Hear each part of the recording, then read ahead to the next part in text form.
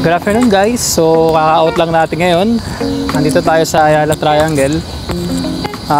Ito yung sa mga, isa sa mga magagandang park dito sa Makati, no? Within Central Business District area.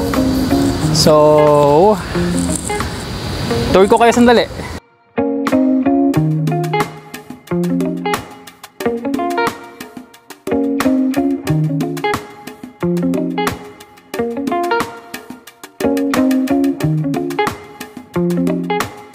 And yung nakikita ninyo yan, yung parang maliit na building.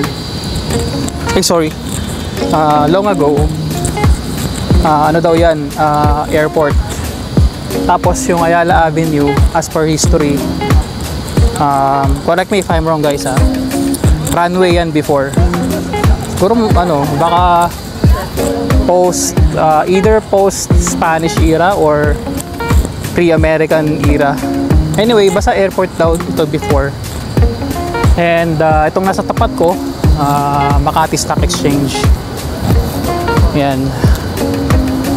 Ganda, no? Yung office ko malapit lang dito guys. Malapit lang yung office natin dito. And mga 1 month kong mamahalin itong lugar na to. Kasi grabe. Training na naman. Training namin ng on-site. And pag ganitong oras actually usually busy ang Makati talaga, ang Makati CBD. Nakakamiss lang sa Cebu kasi syempre sa Cebu somehow iba pa rin talaga yung province vibes.